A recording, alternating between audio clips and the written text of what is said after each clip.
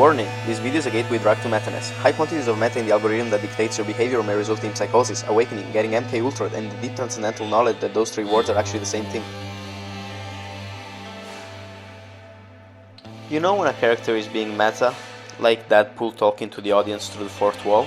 Well, my character in this video is gonna be so meta that I'm gonna break the fifth wall and talk to you directly.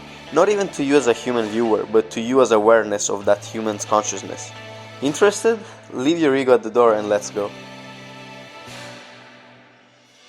Let's start by saying that language can be more or less vague, while still saying the same thing.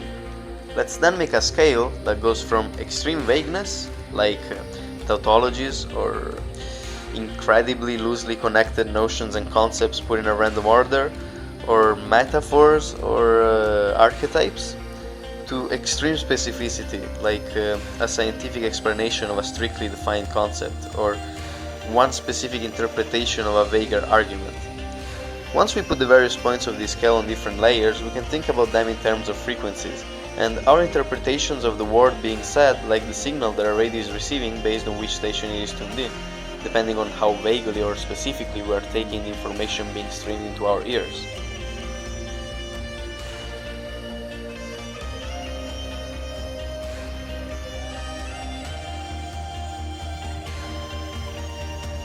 What I call metacommunication can be seen as either the ultimate vagueness or the ultimate specificity.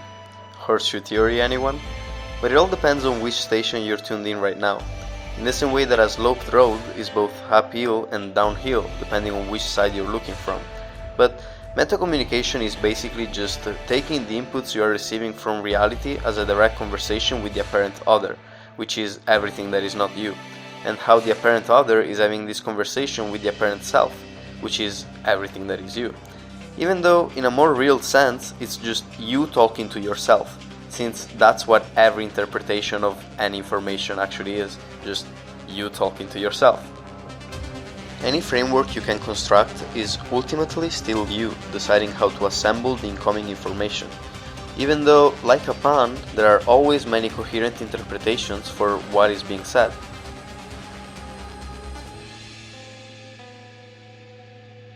This whole monologue and the discussion it had with your thoughts while you were listening to it is an example of metacommunication, or talking to reality, or the recognition of the weights and biases that make your idea of you up.